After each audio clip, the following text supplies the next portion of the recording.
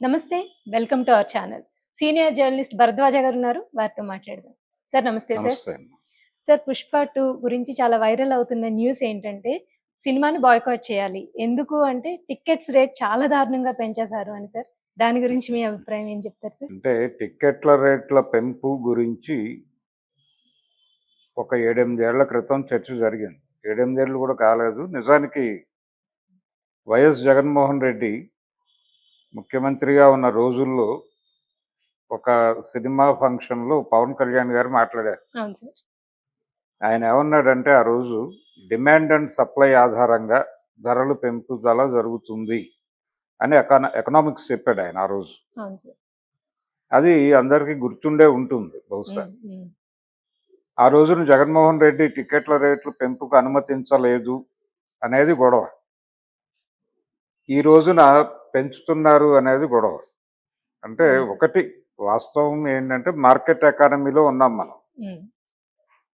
ఎవరు అవునన్నా కాదన్నా మార్కెట్ ఎకానమీలో ప్రపంచం ఉంది అనేది వాస్తవం. అవును సార్. కరెక్ట్ సార్ అది. మార్కెట్ ఎకానమీలో ఉన్నప్పుడు పవన్ కళ్యాణ్ చెప్పినట్టు డిమాండ్ అండ్ సప్లై గొడవ ఉంటుంది. దాంతోపాటు ఆ ప్రోడక్ట్ని ఎలా అమ్ముకోవాలి అనేది వాళ్ళు ఒక డిజైన్ చేశారు. ఆ సినిమాకి విపరీతంగా హైప్ క్రియేట్ చేశారు. అవును సార్.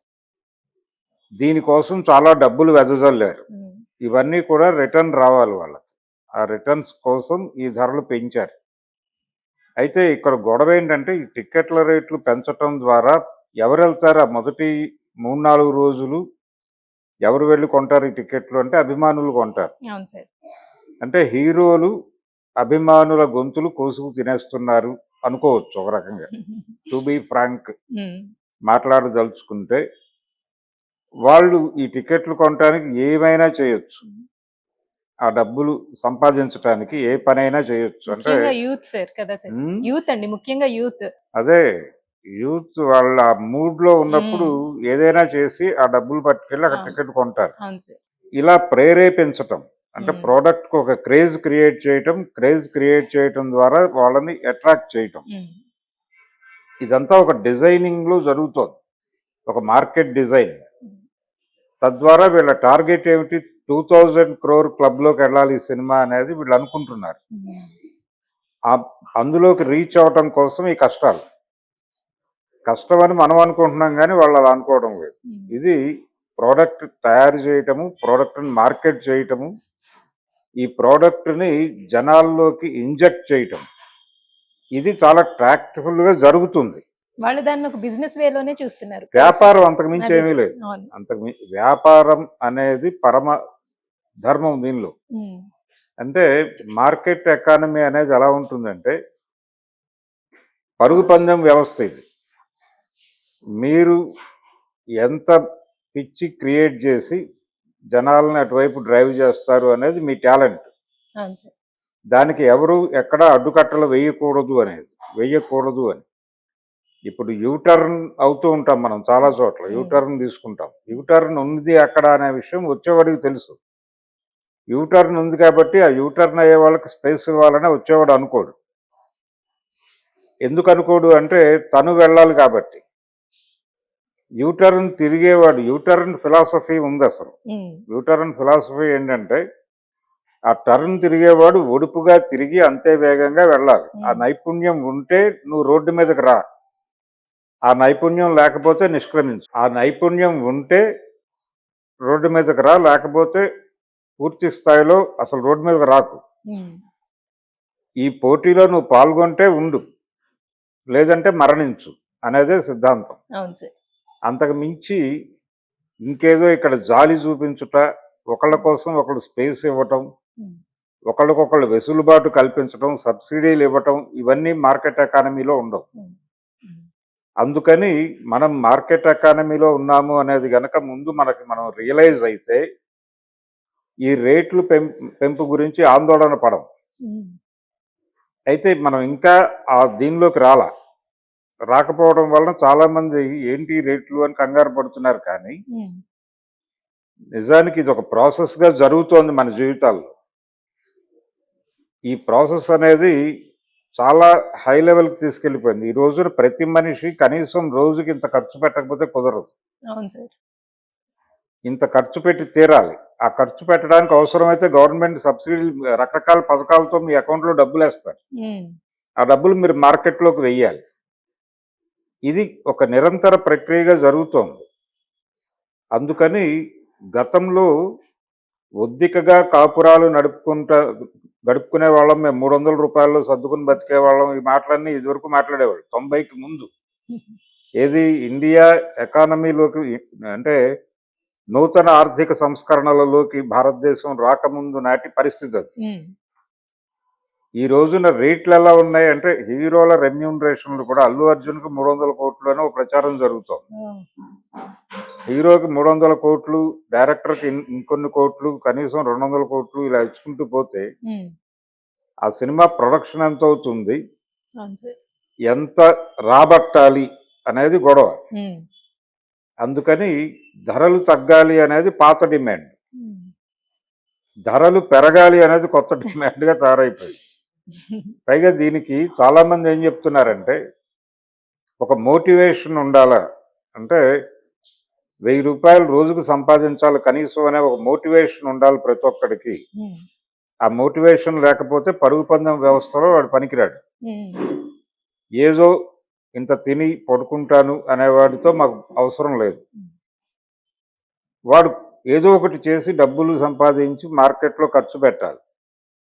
అంటే ఏదో ఒక బిగ్ రెస్టారెంట్కి వెళ్ళాలి, లేకపోతే టూరిజం ఎక్కడికో చోటకు ఒక ప్యాకేజ్ బుక్ చేసుకుని వెళ్ళాలి. ఇది జరుగుతూ ఉండాలి నిరంతర ప్రక్రియ. హ్మ్. లేకపోతే ఎకానమీ డిస్టర్బ్ అయిపోతుంది. ఈ గందరగోళంలో ఉన్నాం మనం. ఈ గందరగోళంలోకి సినిమా పరిశ్రమ కూడా ప్రవేశించింది. ఓహ్! హ్మ్.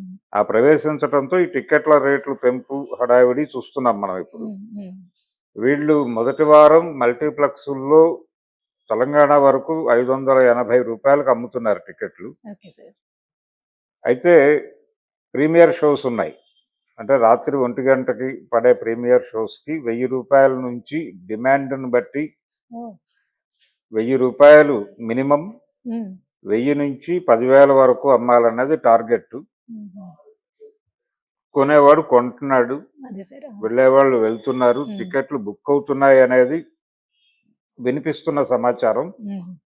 అంటే కనీసం 3000 రేంజ్లో బుక్ అవుతున్నాయి. హైదరాబాద్లో చాలా ఏరియాల్లో సింగిల్ స్క్రీన్స్లో ఈ షోస్ పడుతున్నాయి. హ్మ్. మల్టీప్లెక్స్లో మార్నింగ్ 5:40 నుంచి షోస్ మొదలవుతున్నాయి. హ్మ్. హ్మ్. ఈ 5:40కి అఫీషియల్గా వాళ్ళు బుక్ మై షో నుంచి బుక్ చేస్తున్నవి మాత్రం 580కి అమ్ముతున్నారు. హ్మ్. యాక్చువల్గా 5:30 వాళ్ళ ఛార్జెస్తో కలిపి 580 అవుతోంది. అవును సార్. ఇది నడుస్తున్నటువంటి వ్యాపారం. హ్మ్. గతంలో సినిమా టికెట్లు ఒకప్పుడు ఒక అంటే బాల్కనీ టికెట్ రూ. 1.80 నుంచి ఓహ్! 2.30 చేశారు ఒకసారి హుహు. కాంగ్రెస్ హయాంలో. ఇంకా ఎన్టీ రామారావు గారు రాజకీయాల్లోకి రాకముందే. హ్మ్. చేస్తే పెద్ద ఎత్తున ఆందోళనలు జరిగాయి. అంటే విద్యార్థులు వీధుల్లోకి వచ్చి సినిమా రేట్లు తగ్గించాలి అని, ఆ! టికెట్ రేట్లు తగ్గించాలని గొడవ చేస్తే అది రూ. 2కి సెట్ చేశారు. ఆ 30 పైసలకు తగ్గించి ఒక 20 పైసలు పెంచి. Okay sir. ఇప్పుడు అసలు ఎవరు రోడ్డు మీదకి వచ్చి ఆందోళన చేసే అవును సార్. పరిస్థితుల్లో లేరు. విద్యార్థులు ఆందోళన చేయటం అనేది వెళ్ళిపోయింది. హ్మ్. సో ఇదంతా ప్రతి ఒక్కళ్ళు దీనిలో ఉన్నారు. ఇది పెద్ద అమౌంట్‌గా ఎవడు చూడట్లేదు. చూడట్లేదు. హ్మ్. హ్మ్. కాకపోతే ఇప్పటికీ ఈ పాత దీంతో రిలేట్ అయి ఉన్న వాళ్ళకి మాత్రం ఈ రేట్లు కొంచెం భయపెడుతున్నాయి. హ్మ్. ఇంత రేట్లు అనేది. అలాగే ఈ సంపాదన లేని వాళ్ళు భయపడుతున్నారు. అవును సార్. సంపాదన లేని వాళ్ళని అసలు ఎకానమీ నుంచి వాళ్ళు ఎలిమినేట్ చేశారన్న విషయం వీళ్ళకి అర్థం కావట్లేదు. హ్మ్. ఇంత డబ్బులు పెట్టి సినిమా మేము తీయమన్నామా, ఎందుకు ఇంత రేట్లు పెట్టి అమ్ముతున్నారు అనే ప్రశ్న వస్తోంది. హ్మ్. మీరు అడగక్కర్లేదు, వాళ్ళు కూడా అడగట్లేదు మిమ్మల్ని చూడమని. అవును సార్. ప్రొడ్యూసరో లేకపోతే అల్లు అర్జునో లేకపోతే సుకుమారో డోర్ టు డోర్ క్యాంపెయిన్ చేయలేం మా సినిమా చూడండి ప్లీజ్ అని. అవును సార్. వాళ్ళు వాళ్ళ పద్ధతిలో ఆ సినిమాని ప్రమోట్ చేశారు. ఈ ప్రమోషన్ అనేది నడుస్తోంది. ఆ ఫీవర్లోకి వెళ్ళిన వాడు వెళ్తాడు, హ్మ్. లేకపోతే ఇంట్లో పడుకుంటాడు. నాకెందుకు, నేను రూ. 1000 ఎందుకు ఖర్చు పెట్టాలి, లేకపోతే 3000 ఎందుకు ఖర్చు పెట్టాలి హ్మ్. అని అనుకున్నవాడు ఆ సినిమా జోలికి వెళ్ళడు. అవును సార్. కరెక్ట్. కానీ ప్రస్తుతం బుక్ మై షోలో చూస్తే అన్ని చోట్ల బుక్ అయిపోయి ఉన్నాయి. అలా అనుకునే వాళ్ళు లేరు అనే పరిస్థితి. అంతే. అవును సార్. అంటే పోటీ ప్రపంచంలో ఉన్నారు జనాలు. అవును సార్. ఏ యూత్ అయితే దీని మీద నిరసన ఉద్యమం చేస్తుంది అనుకుంటున్నారు, హ్మ్. ఆ యూత్ అక్కడ ఉంది. అవును సార్. కరెక్ట్. ఇప్పుడు దీన్ని టర్న్ చేయటం అనేది కుదిరే పని కాదు. హ్మ్.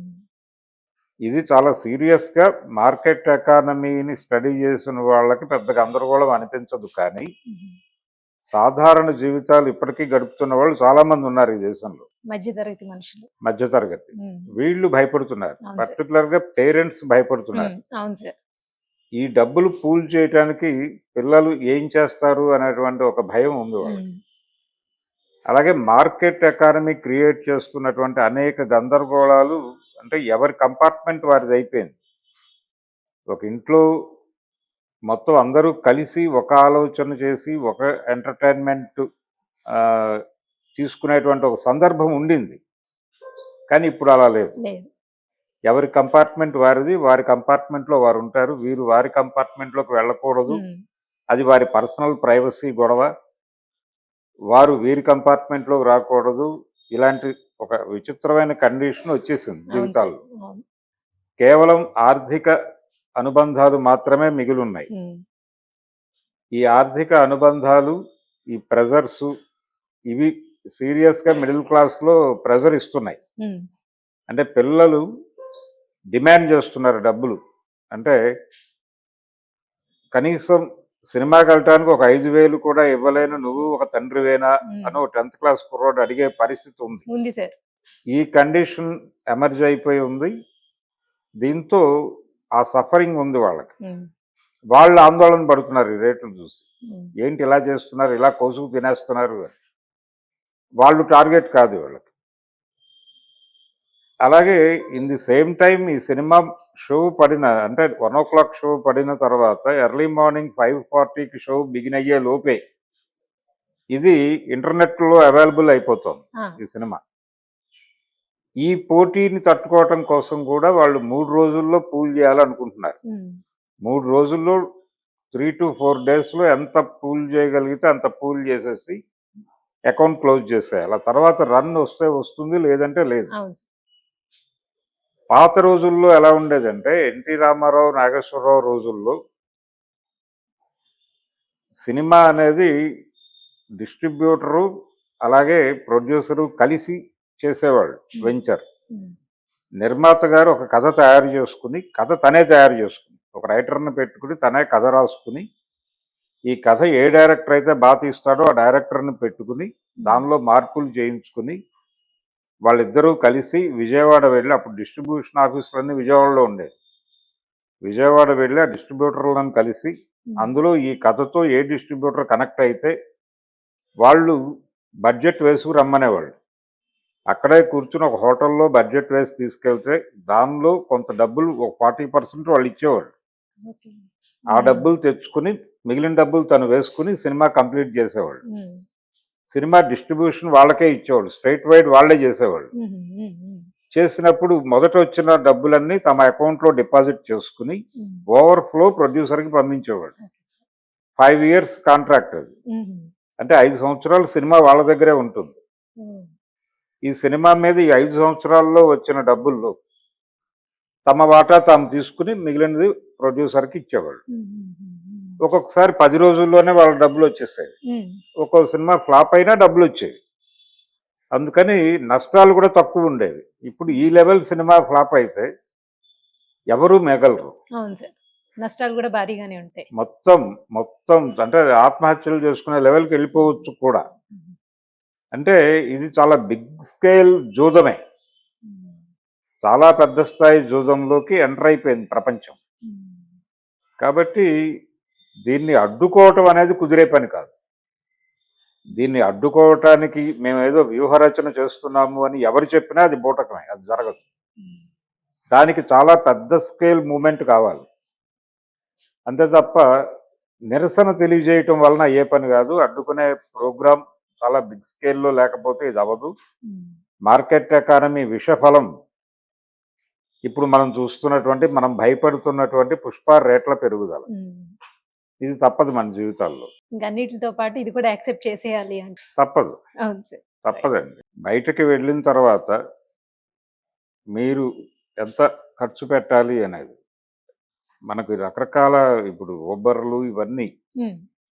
ఈ సౌలభ్యాలు అనే పేరుతో రకరకాలొచ్చేసి గతంలో పబ్లిక్ ట్రాన్స్‌పోర్టేషన్ ఎక్కువగా ఉండేది. మేజర్ షేర్ ఉండేది. అవును సార్. ఇప్పుడు ప్రైవేట్ ట్రాన్స్‌పోర్టేషన్ అనేది విపరీతంగా అవును పెరిగిపోయింది. ఈ పెరిగిపోవటం అనేది ఒక వ్యూహాత్మకంగా జరిగింది. అంటే గవర్నమెంట్‌ని పరిమితం చేసేస్తున్నారు. హ్మ్. ప్రభుత్వం అనేది కేవలం కార్పొరేట్‌లని ఫెసిలిటేట్ చేయటానికి ఒక ఏజెన్సీ మాత్రమే హ్మ్. అనేది మనం అర్థం చేసుకోవాలి ఇప్పుడు. హ్మ్. ప్రభుత్వాలు ప్రజల కోసం లేవు.